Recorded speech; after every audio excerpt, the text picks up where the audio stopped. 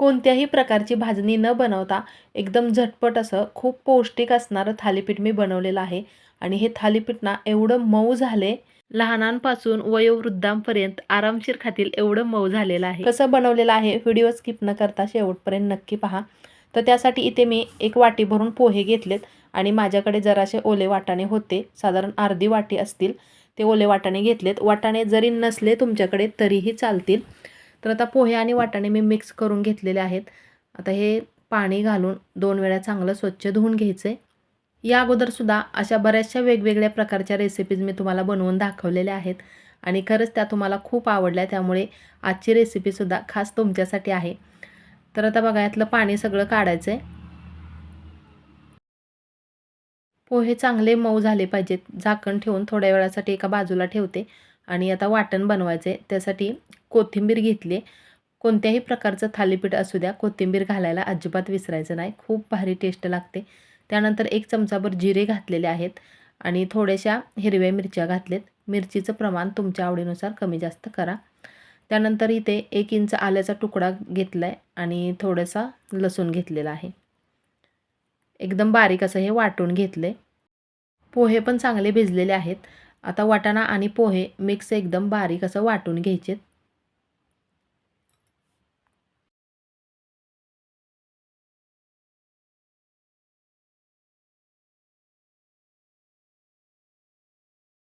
सगळे पोहे आणि वाटाणे बारीक करून घेतल्यानंतर हिरवी मिरचीचं वाटण त्यामध्ये घालायचं आणि मगाशी सांगायचं विसरले, या वाटणामध्ये वाटताना 1 चमचाभर मी ओवा घातला होता. त्यानंतर घालायची आहे थोडीशी हळद आणि आता इथे मी बेसनपीठ वापरते. तर मोठे 2 चमचे भरून बेसनपीठ घालायचं आहे. आणि थालीपीठ बनवताना बेसनपीठ जर असं जास्त घ्यायचं म्हणजे थालीपीठाला मऊपणा येतो. 1 चमचाभर धनेपूड घातलेले आहे. त्यानंतर घालायचं आहे चवीनुसार मीठ आणि 1 चमचाभर इथे मी गोडं तेल घातले.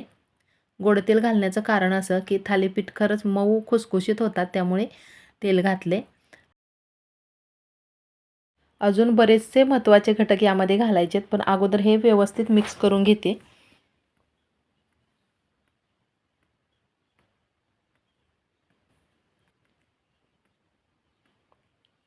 चांगलं मिक्स झाल्यानंतर आता पहा, इथे मी एक काकडी घेतलेली आहे आणि या काकडीची साल काढून घ्यायची आहे.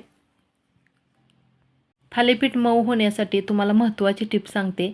थालीपीठ आपण जेव्हा बनवतो त्यामध्ये भोपळा किंवा काकडी किंवा कांदा घालताना बारीक चिरून घालायचा आणि भोपळा किंवा काकडी घालताना अशी किसून घालायची.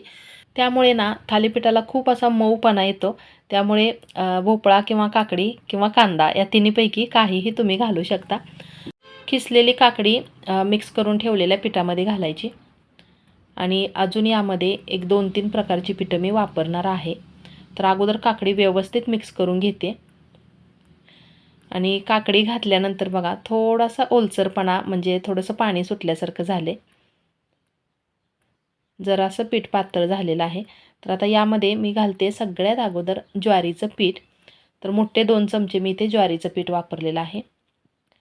त्यानंतर 1 चमचाभर गव्हाचं पीठ घालायचं आणि बेसन पीठ तर काय अगोदर घातलेलंच आहे. थोडंसं मीठ घालायचं आणि पुन्हा एकदा हे चांगलं मिक्स करून घ्यायचं आहे. आता इथे तुम्हाला बाजरीचं पीठ जरी वापरायचं असेल तरीही तुम्ही घालू शकता, पण सध्या आता माझ्याकडे बाजरीचं पीठ नाही आहे, त्यामुळे मी घातलं नाही. पीठ मळून तयार आहे. आता इथे पोळपाट घेतला आहे आणि एक सुती कापड घेतलेला आहे. सुती कापड किंवा एखादा रुमाल घ्यायचा आणि तो सुद्धा घेताना ओला करून घ्यायचा आहे.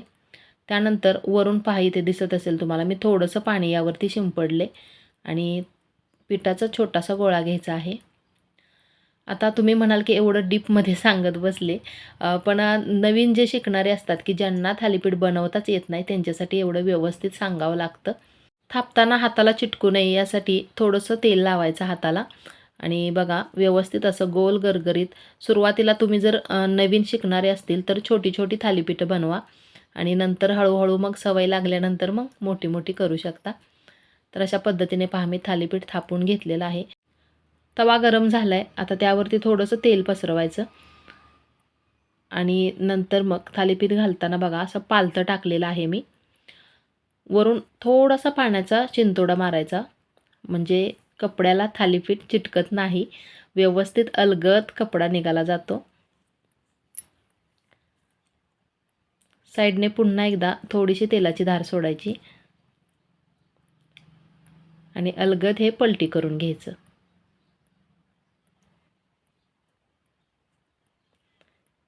अशा पद्धतीने दोन्ही साईडने व्यवस्थित चांगलं थालीपीठ मी भाजून घेतलेलं आहे.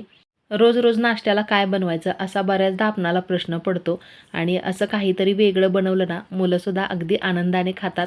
आणि शिवाय यामध्ये वाटाणा काकडे वगैरे घातलेले आहे, बरीचशी पिठंसुद्धा आहेत, त्यामुळे पौष्टिक पण खूप असते हे. आणि आत्ता इथे मी तुम्हाला दाखवले पहा, खूप असं मऊ झाले थालीपीठ. सोबतच दही किंवा नुसतं जरी थालीपीठ खाल्लं तरीही खूप टेस्टी लागतं. चला तर मग मी लवकरच भेटते अशीच नवीन एखादी छानशी वेगळी रेसिपी घेऊन पुढच्या व्हिडिओमध्ये. धन्यवाद.